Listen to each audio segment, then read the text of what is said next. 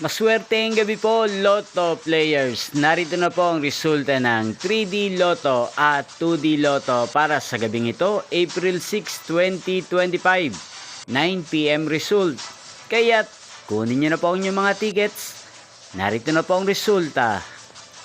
Ang mga numerong nanalo sa 3D Lotto ngayong gabing ito, April 6, 2025, 9 PM result, 2, 1 at 4 in exact order.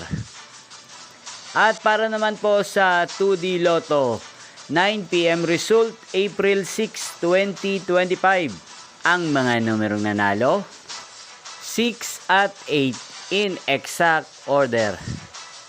Congrats po sa lahat ng mga nanalo.